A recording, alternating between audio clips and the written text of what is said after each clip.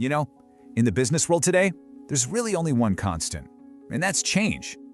Whether it's new tech, a market shift, or a big merger, things are always in motion. But here's the crazy part. For all the talk about being agile and transforming, most of these big efforts, they fail. And the number might actually shock you. Yeah, just look at this number, 70%. For decades, this has been the startling and kind of stubborn statistic that defines organizational change. That's right, we're talking 7 out of every 10 major projects. Things like new software rollouts or big company restructures. They just fall short of their goals. I mean, just think about the sheer amount of time, money, and energy that represents. It's staggering. So, this all leads to one really big question, right? If everyone agrees that adapting is so vital for survival, why are we so consistently bad at it? What are we missing? Well, you might think the problem is a bad plan, or maybe the technology wasn't right, but that's usually not it. The real breakdown happens somewhere much more fundamental. It's not about the plan, it's always about the people. And here's the real kicker. It's not just that people are part of the problem. No, they're pretty much the whole problem. Things like employee resistance, fear of the unknown, and, this is a big one, a lack of support from management. These are the things that make up that giant 70% failure rate. Okay, and check this out, because this is where it gets really interesting. You've got this massive disconnect. Nearly 3/4 of leaders, they think they're doing a great job involving their teams. But look at the employees. Less than half of them actually feel included. That's not a gap, that's a canyon. And this right here, this gets to the absolute heart of the issue. When everything's up in the air, people look to their leaders for a steady hand. But what happens when almost 3/4 of your team doesn't think you're even trained for the job? Well, you get a massive crisis of confidence.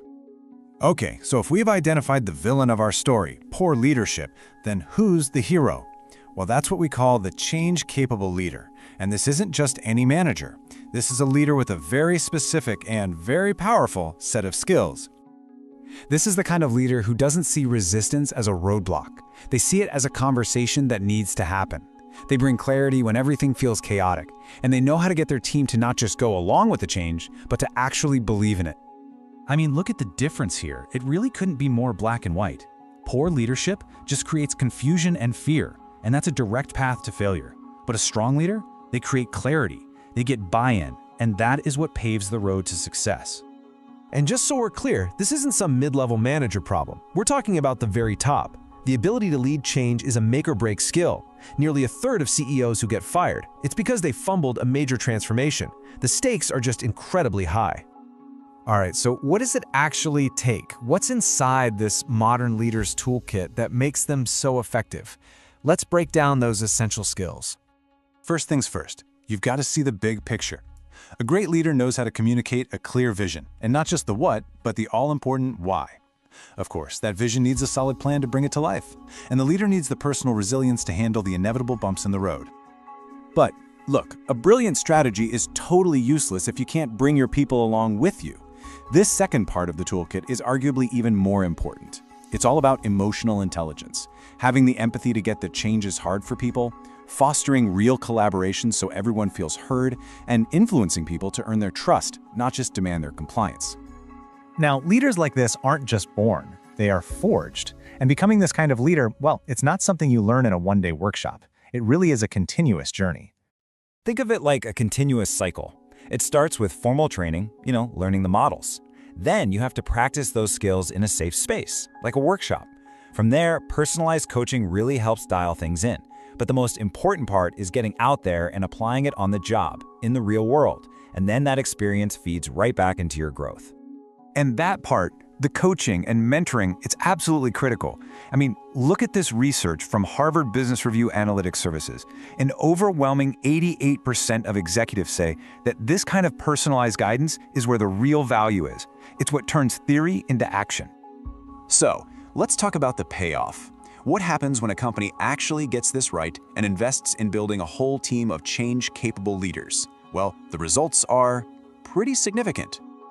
All right, so what's the bottom line impact here? What's the real tangible result? Well, it boils down to this one very powerful number, 2.6 times. You heard that right. Companies with really effective change leadership see more than 2.5 times the revenue growth compared to companies that, well, don't. This isn't just some nice-to-have soft skill. It is a direct driver of financial performance. Because in the end, this isn't about just getting through one project. The real goal is to build a culture of continuous change leadership, an organization that's resilient, agile, and always ready for whatever comes next. Look, at the end of the day, change isn't optional. It's going to happen. It is coming for your organization. So the only question left to answer is the one right here on your screen. Are your leaders ready to lead it?